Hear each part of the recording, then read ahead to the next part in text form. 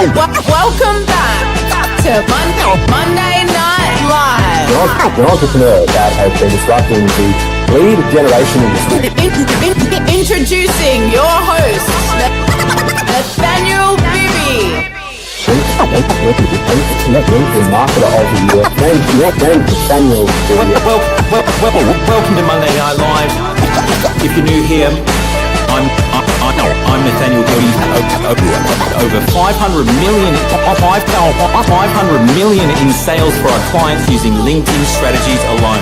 Monday Night Live is your weekly dose of LinkedIn strategies, marketing tips, and business advice to get you to the next level. Monday night at 6 p.m. Perth time. So drop in the comments and say what's up. Monday Night Live.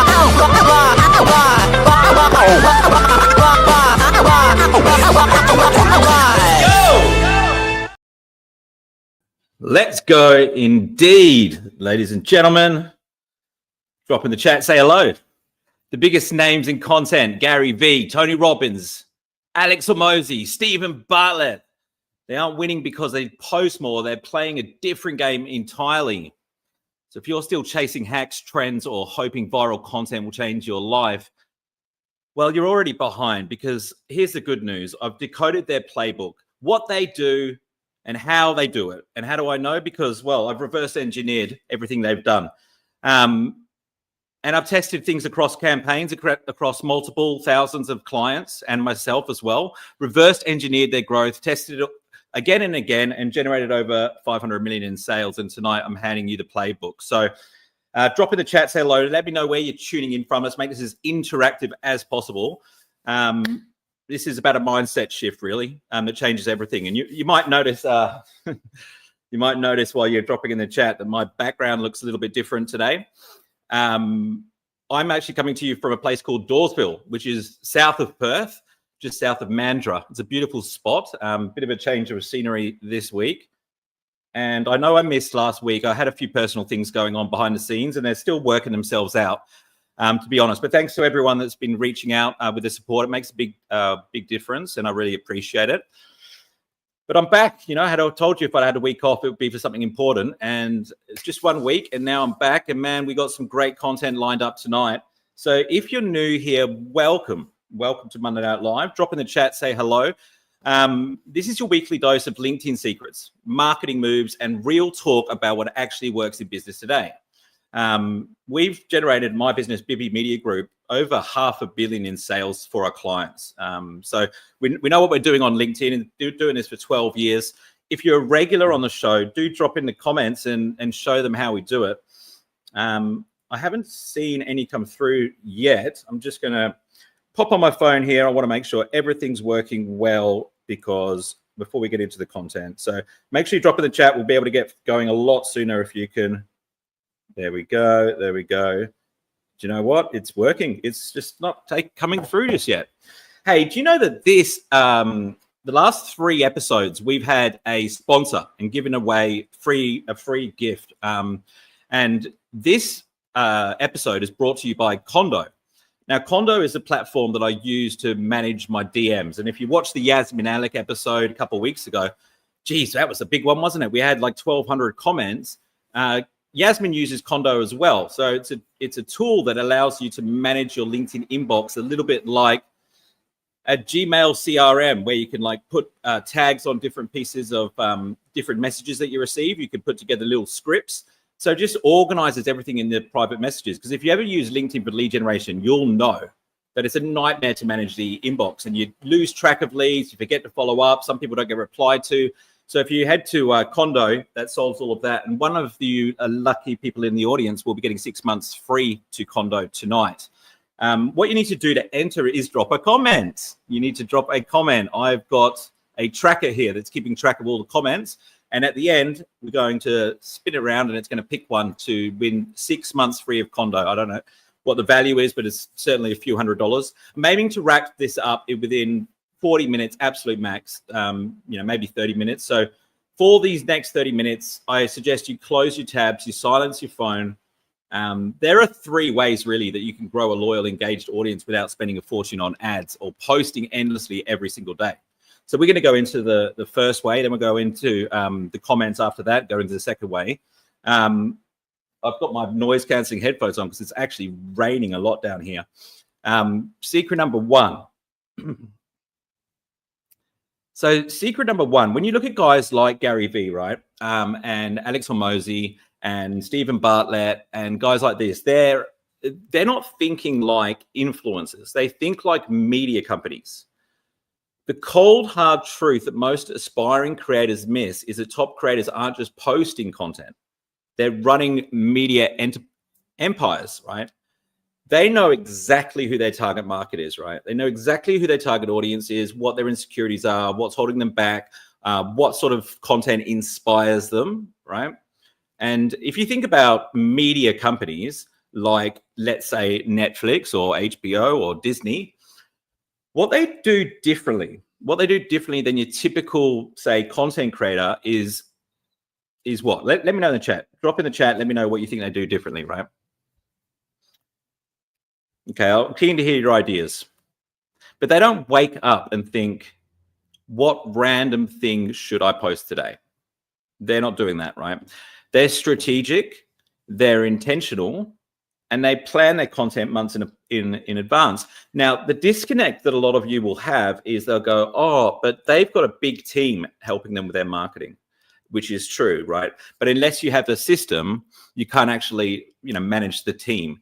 I know banks and big companies like international global corporate companies that aren't used to social media marketing that also have huge marketing teams, sometimes hundreds of people in the marketing team, but they haven't got the system, right? They haven't got the strategy. And so, it doesn't actually mean that they can produce hundreds of pieces of engaging content. It actually starts with the individual and then you can scale from there. But you've got to be intentional. Makes the world of difference, right? You plan your content in advance. So you know who your target market is, you know what your content pillars are, your content topics, and then you repeat them over and over again, right? That most people understand, that most people don't understand, something crucial which the big creators they totally get. Platforms like LinkedIn, Instagram, TikTok, they're not social platforms anymore. They're really just media platforms. What do I mean by that? Well, they're highly sophisticated, interest-based algorithms. They don't care who you're connected to. They don't care who you follow. They care what you consume. They care what you're interested in. That's why this interest-based algorithm comes from. So, you could have 300,000 followers and it doesn't necessarily matter. They're not looking at how often you post. They're looking at relevance, engagement, and predictability. So this is what I call audience matching, right? So if you've got let's say on LinkedIn, there's an audience that is really interested in social media marketing tips. And then you've got all these creators that will post about social media marketing, but some of them do it sometimes. They're not consistent. Some of them do that and they post about something else. And so it's you can't predict what they're going to post about next. But then you've got these guys that are posting multiple times a day or at least daily about the same topic: social media marketing, social media marketing, social media marketing. If you were the algorithm and you want to serve this audience the best content that you can, the most relevant content, you're going to choose the creator that's the most consistently talking about that topic and getting engagement that they're interested in. And that's the one that's going to show up at the top of the newsfeed. Because if they show the other guy who posts about two different topics at the top of the newsfeed, there's a 50% chance it's not going to be relevant, right?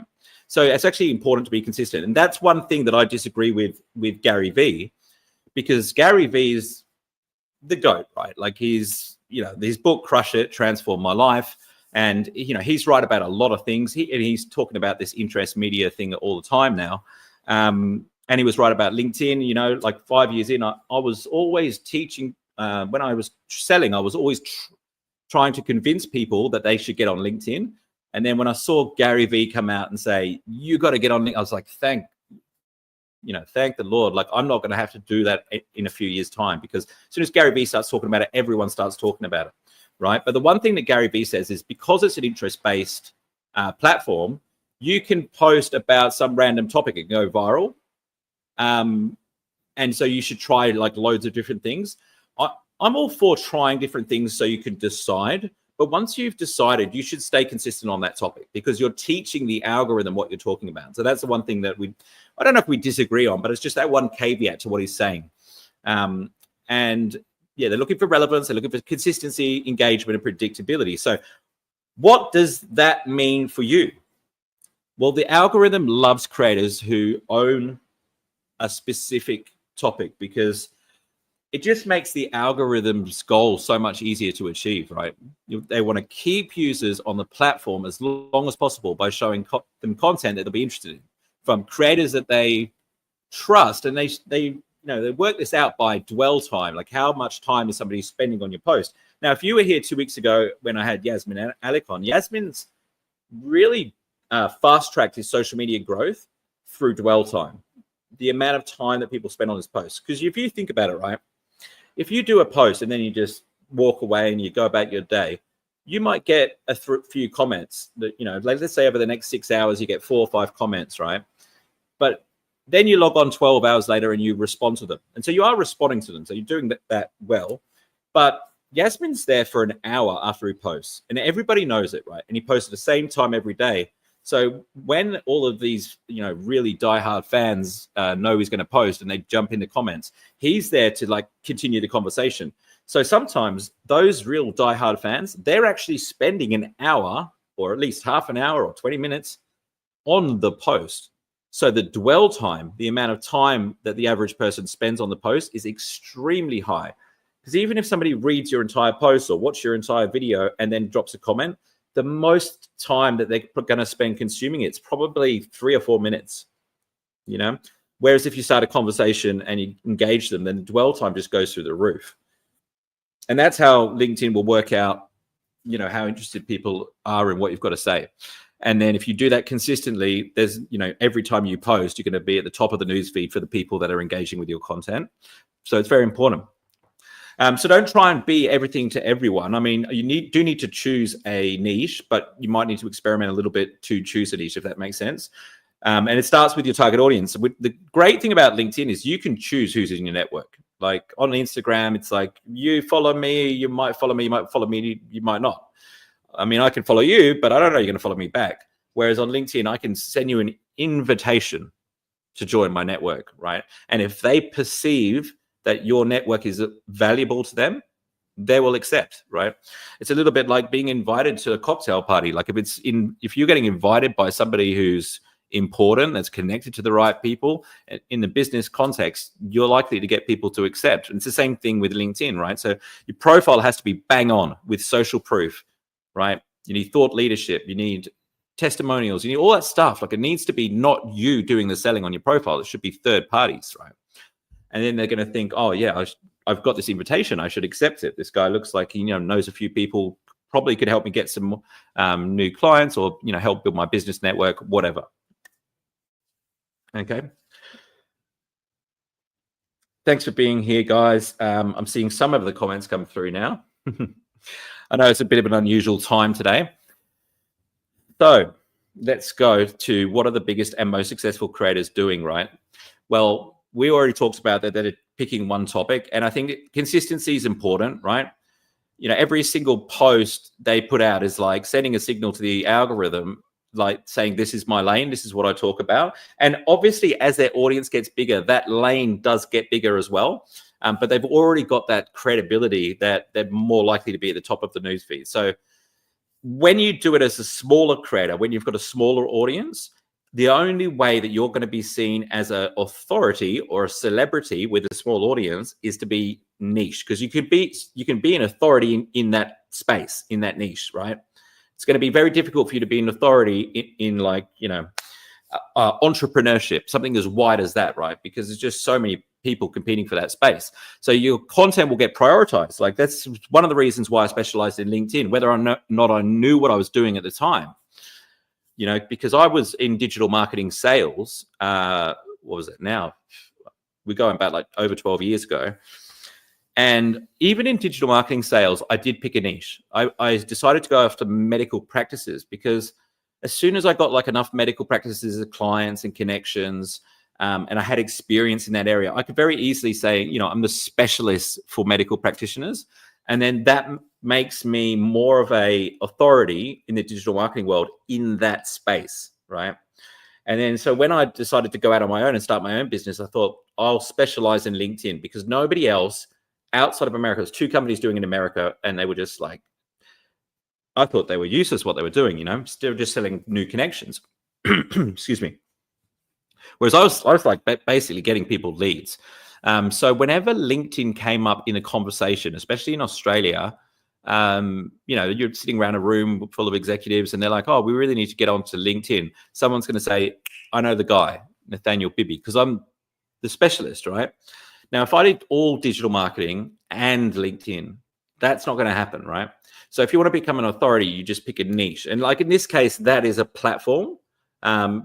But you can do it by picking a target market. Like there's a lot of LinkedIn coaches now, and I've thought about just specializing in, like, say, LinkedIn for professional services, LinkedIn for financial services. I think it's a good move. I haven't decided that I'm going to do that yet because I've been in the game a long time, but it's a good move, right? It's a good move. If you want your content to take off, stop chasing random topics. The goal is not to go viral, right? You've heard me talk about this lots and lots of times, but drop in the comments. For those of you that are saying that you missed the beginning, it is recorded. So go back and make sure you listen to the start, you know, once I've finished, because it'll give you some context as to what we're talking about. But drop your comments in the question. Drop your questions in the comments section as we go. I'm going to be referring back to those. Okay. Now, secret number 2. So the top creators, they actually recycle their best content. They repurpose their content. Okay. So I mentioned this the other day, but like I look at a lot of these guys like Alex Hormozi and Gary Vee, and I organize their posts by what got the most engagement. And what I've noticed is the top 10 posts that have got the most engagement over the lifetime of their careers on social media are more or less the same. They're more or less the same. Like they may change one line, but because they know what works, they're recycling the content. Now you might think, oh, you know, I'll repurpose this image. I'll just write a different caption. Okay. But if you do that, you have to look at it and say, how did it perform compared to last time? Because maybe it was a caption that made it do well, right?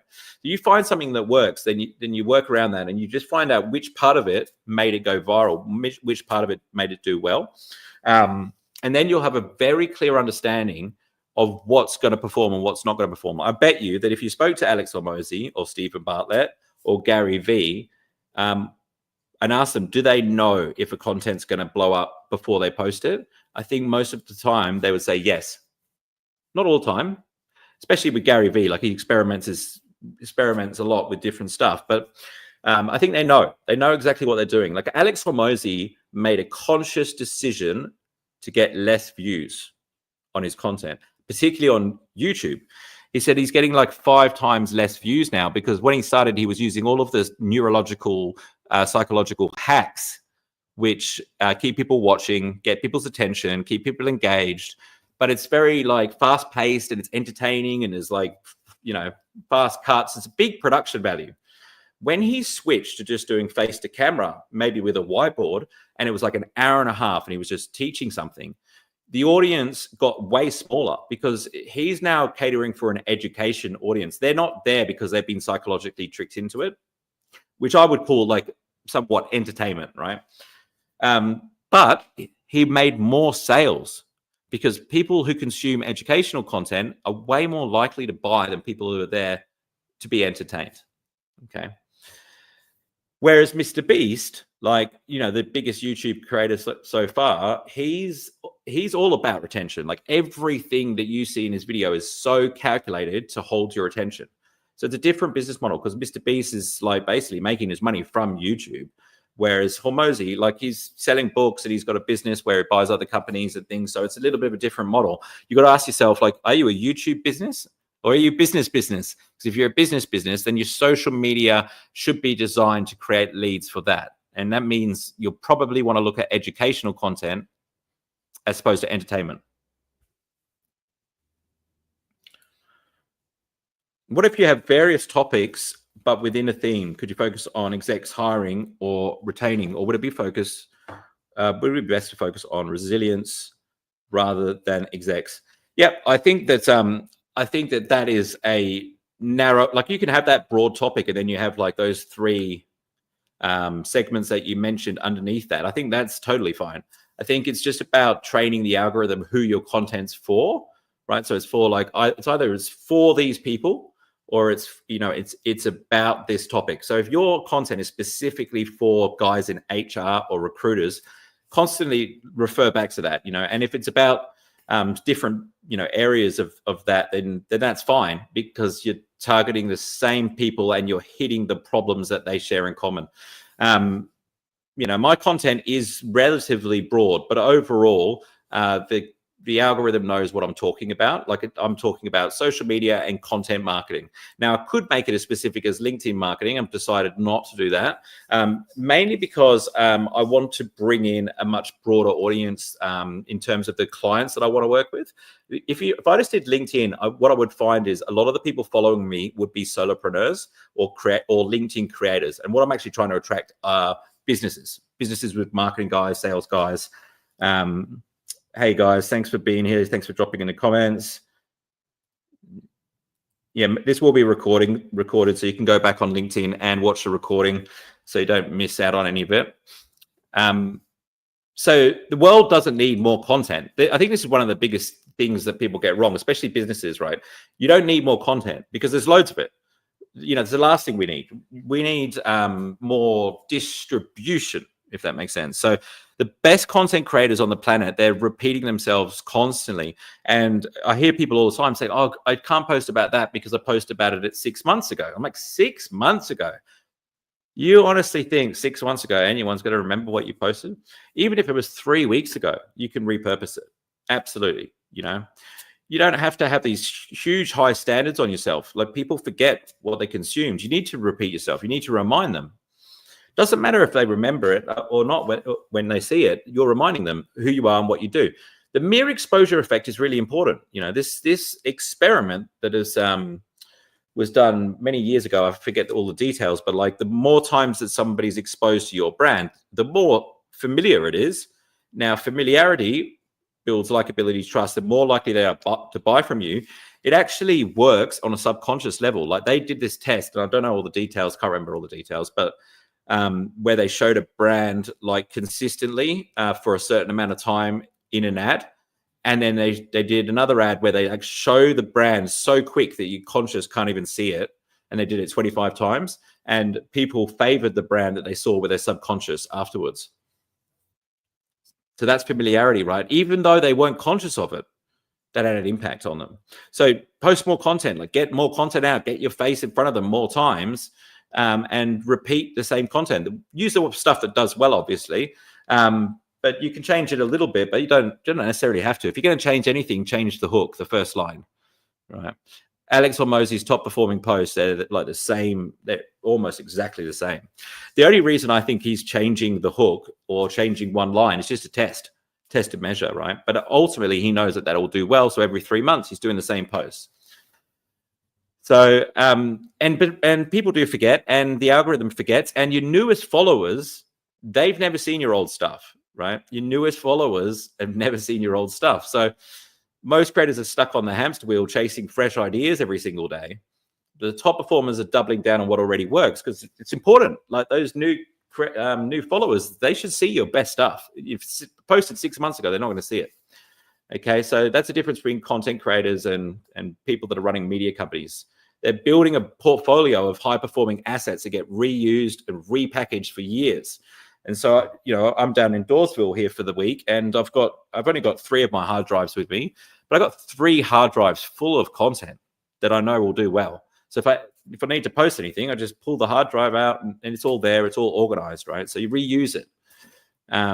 Make sure you save all your content that you posted and you reuse it. Yeah, I mean, obviously things change over the years. Like one of the things that you know, is when LinkedIn like went to vertical video, you know, because I had like 17 hard drives full of square videos because that's what used to work. And I said, oh no, now I've got to go and create all that stuff again. And a lot of our clients had to as well. Okay. So they also turn one piece of content into multiple different formats. Like you'll notice that, you know, they'll the same message in a video that will be in a carousel, right? Or they put it into a quote. And so they're just getting leverage, right? Yes, they've got a team that's doing that for them, but it's the same principles. Like creating the ideas is important, but you don't need to do it every time, because one idea could be 30 posts, quite easily. Put it in as an article, put it in a video, put a quote, You don't have to post everything that you create straight away, but you could put that in under that category in a folder on a hard drive, for example. And then you've got like 40 pieces of content just from one idea, and then you go on to the next idea. So you're being strategic. You're creating multiple pieces of content, but not necessarily posting them all, sequentially. So it's about being smart. You actually be way more productive if you do it that way. And there's no reason why you should be able to create a month's worth of content in a couple of hours, or half a day max. You could do 3 months of content in half a day very easily. And that's without having any support, like to help you with editing or anything like that. But I'm not saying that you create that content and then you just post it for 3 months, then you do it again. I mean, it's one way you could do it. But what I'm suggesting is actually do that every couple of weeks. And then so when you are planning your content for the month, you're not just doing whatever you were talking about last time you recorded. You're actually picking content from multiple different places and multiple recordings. So you're mixing it up and you're speaking about the same topics again. But like if you've got 3 topics within one content pillar, then it should be, Tuesday should be about that, Wednesday should be about that, and Friday should be about that, for example, right? So it's just staying consistent with each topic. Okay. All right, let's have a look at the comments here. We've talked about this, haven't we? So it's about a single message for a single audience repeatedly and consistently. That's a formula that will work, right? I'm not saying that everyone has to do it that way, but that is a formula that will work. If you've got one target audience and you talk about one thing and you do it consistently, like if you did it for 6 months, you'd be amazed. The algorithm knows exactly what you're talking about, right? Now, these guys obviously understand the principles of attention, right? But more importantly, they understand their target market. But let's talk about the principles of attention, right? So they know that they have to grab people's attention. And so how do they do that? Well, you've got to do it with a strong hook. Like it doesn't matter if it's a video or a written post or even an image, there should be a hook, right? And a hook is something that captures people's attention. Like, when Gary Vee posts, like he's talking about business, but really, is he? Like, I mean, what he's done, why he's successful is he's merged business and personal, hasn't he? Like every video, every piece of content is like, well, actually, like, this business concept is about this psychological concept, right? And we'll be talking about empathy or like caring what other people think or hard work or, blaming, a lot of like the younger generation, which is like famous for blaming the older generation for why they haven't got anywhere. Like he's like, telling them to take accountability. For some reason, like that message takes off with people. But if you look at the headline of his videos, like if you see those videos where they got the headline at the top, it'll be one of those clickbait things like, 99% of people get this wrong, right? So first of all, you don't know what the video is about. Like there's curiosity there. And it's sort of implying that there's always this like idea, especially with people that haven't made it in business yet and are not doing that well, that there's this like 1% elite club, that you've got to be a member of. So that like pushes on that insecurity. And he's doing that to grab attention. Now, do I have a problem with that ethically? No, not at all. Because as long as you deliver the value afterwards, that's absolutely fine. Grant Cardone, another great example, right? He's meeting his audience where they're at, because his audience, they think that business is all about private jets and traveling around and expensive watches. So when you see his content like on Instagram and in his thumbnails, that's what it's all about. It comes across very cocky, but he's doing that because the younger generation are more likely to click on his stuff because of that reason. That's why he has the fancy cars and the jet and all that stuff. That's the only reason. And then he's hoping that once he's got their attention, he can actually deliver some value and teach them something and ultimately get them to buy his sales training. So we don't need to reinvent the wheel. We need to drive it further. So your challenge this week is to go through your last 3 months of content, find your top 3 posts, then schedule them again, like with a twist. They don't have to be all posted this week, but like just change the hook a little bit or just a new angle, just to test something else, right? But you choose your best performing posts. Okay. We're actually going to go to secret number 3. I've got one more secret, but before I do that, I just want to go to the comments here, see what questions we've got. How important is engagement? Look, it's important. Thanks for your question, by the way, Dr. Elena. How important is engagement? Look, it's very important. The thing is, but more importantly than engagement, and I did mention this earlier, but is dwell time. How long is somebody spending on your post? So obviously, engagement is a signal that people like want to support. I don't know, they want to engage with it. They dropped a comment, but it's more important that they're spending time on the post, because if you just get a bunch of likes and comments and people leave, it's not actually going to do that well. So you want people to spend time on the post. So obviously, if they're taking time to write the comment and they're doing a more thoughtful comment, that's more dwell time. If you respond to that comment with a question quickly and you guys get into a conversation, they could quite easily spend 30 minutes on the post. That's a lot of time on the post. Dwell time is what's really important. A lot of people misunderstand why engagement is important, because like there's engagement pods, right? You join a group and it might be on WhatsApp or it might be LinkedIn Messenger. And then every day somebody puts their, everyone, let's say it's 20 members. And then, you share the link to your post in that group. 19 other people go to your post, press like, say, great post, man, with a comment. And, people that do that, they're getting all this inauthentic engagement, because why are they commenting? Because you're commenting back. So it's not because of the value of the content, right? So you don't know if your content's valuable. You're getting a like and a comment, but are you getting much dwell time? No way. They're doing that as quick as they can because they just want to get out of there so they can get engagement on their post. That's all they're thinking about, so it doesn't work. But engagement is important. And I just want to get thoughtful comments is really what makes a lot of difference. The big creators, they lead with perspective, not, just posts. So you want to make sure that your content isn't something that you can just get off Google, right? Your top creators, they don't win because they post more or because they say it better. Well, they do say it better, but that's not why they win. They win because they think differently. So content's not just information, it's perspective, it's transformation. They don't just educate, they challenge popular ideas and challenge beliefs, right? They're not always right, and sometimes they change their opinions, but they're not afraid to have one, right?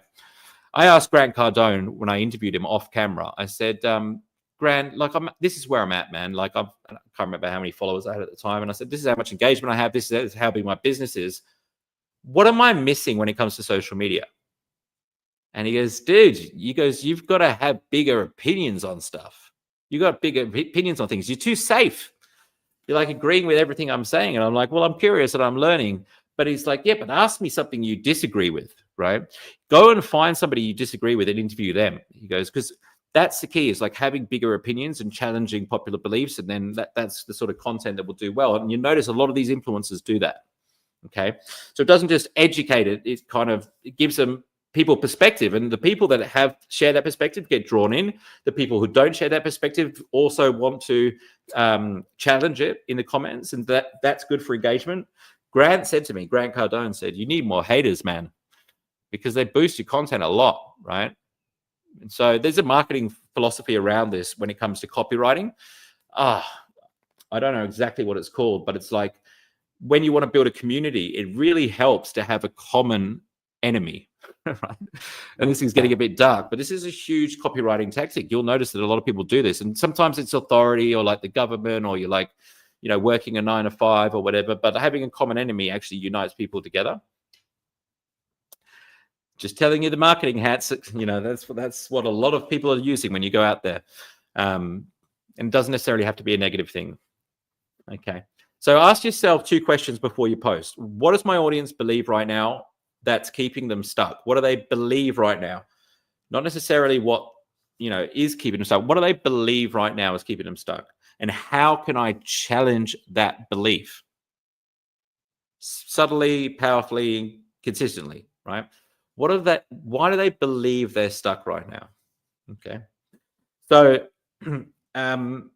for example, a lot of people will think, I'm not ready to do LinkedIn marketing. Let's say they've just started a business. I'm not ready to do LinkedIn marketing because I don't have a website yet. Okay. So they believe that they can't market their business until they have a website, right?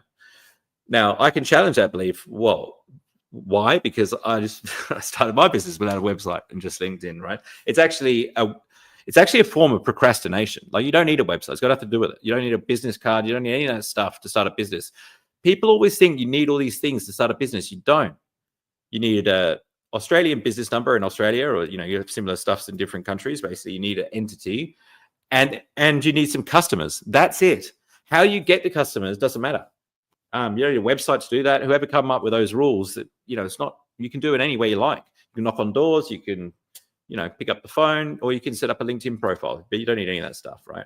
And most people are posting on social media to prove something, right? Like, there's a big need among a lot of people in our society to get validation, right? To look smart, to be liked. Okay, so you need to make sure that when you're doing social media, you're doing it for your business and not to get some sort of validation, right? Because otherwise you're going to get so distracted on social media that you may as well not be on it, right? Top creators, they don't post to do that. They post to shift beliefs, right? They're trying to get something somewhere with their business and achieve something, not to meet their human needs for dopamine and excitement through posting. Very important. But most top content creators also know this, right? So that you'll see the headlines is like, how to get 10,000 followers in 24 hours. Well, it's a good title, but getting 10,000 followers doesn't necessarily mean you're going to grow your business or make lots of money. But if they know that their audience believes that, they know their audience already believes that, because they, if you don't have a lot of followers, the illusion is that when you get them, your business is going to just take off. And it's not necessarily the case. It needs to be set up properly to start with. What else we got here? Peers. I have a Super Niche tribe, and Aware helps me select which are getting more people's attention as an engagement score. Great. That's a great recommendation, Aware. I've also been using Aware. It's fantastic. Kanika's here, founder of GoStudio.ai. She's got a little bit of a introduction there about herself, and she's put some links in there. Cool. Well, you can't be afraid to ruffle feathers, okay, with social media. If you want attention, you've got to be able to be out there and tell people what you think, and it can't be the same as everyone else. Because, you got to show people something that they haven't seen before. The goal isn't to get a like. It's not to get a like, not to get a comment. You want to light a fire. Like, stop telling people things they want to hear. Tell people what's real. And this isn't just about one post, it's about playing the long game. You want to be known for being different and saying what you think. And over time, when you show up with clarity, consistency, courage, you become more than a content creator. You become a trusted voice, and you'll know you're doing well because people won't like you. You've got to alienate some people for the people that you are going to connect with to find you. Right? Does that make sense? Gary V, Alex Almosia, they've got loads of haters. Grant Cardone, loads of haters. So if you want to be unforgettable, don't just share what you know. Share what you believe. Share what you've lived. You can always change your beliefs, but share it. Challenge assumptions, tell stories, lead with conviction. Because when you lead with that perspective, your content isn't just content. It's you create a movement. Okay. All right. Let's bring it home in the comments. I'm going to jump down here, see if we've got any questions. And then we're going to do a quick recap, and we're going to draw a winner for today's episode of Monday Night Live. What type of content on a particular day, Monday, Wednesday, Friday? Different audience? Yeah, look, you've got to test it. You've got to test it.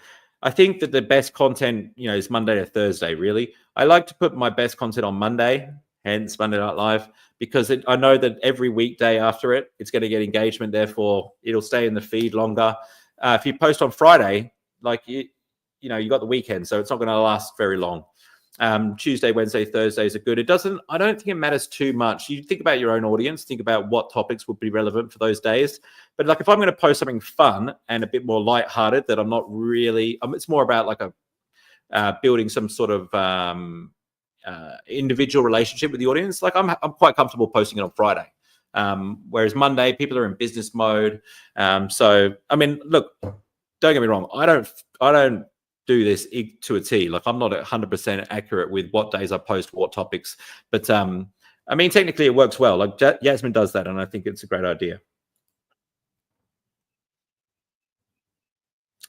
Takes pressure off. Yep, absolutely. And people will change. Like, the people that were watching me 2 years ago are different now. So how much of a personal brand success do you think comes down to how people visually perceive us online before even reading our content? It's a good question. I used to think that it wasn't very much. These days, I'm inclined to say it's a lot more important than people realize. Do you need a consistent personal brand to make it work? No, you don't need it. You don't need it. But it does make a big difference because you think about familiarity principle. If you have that brand that's familiar and consistent, even just the way you write, like I just rewrote my website. I mean, I created bibimediagroup.com and the copywriting on there is in line with how I talk on social media. And I think that that's really important. So they're getting the same branding wherever they go. And visually, like, having the same colors and stuff like that is important. It's something that which, I've focused on more recently. It's not crucial to generate leads by any means, but I think it is, it matters, especially if you've got when you get to a size of a business where let's say you've got at least 20 people working for you, that's a time when you really have to dial that sort of stuff in.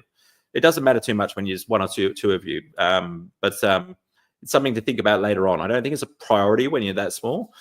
But let's summarize what we've gone through today. So first of all, just think like a media company, not a content creator, like a media company, like a Netflix or a news network.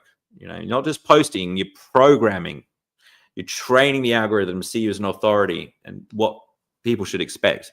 And don't reinvent. Second, don't reinvent, repurpose.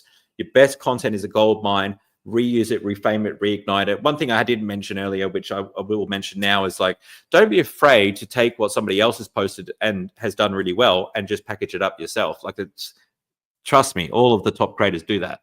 There's not many things that haven't been talked about before. So if you're just coming up with ideas on your own, it can be quite time consuming and quite exhausting.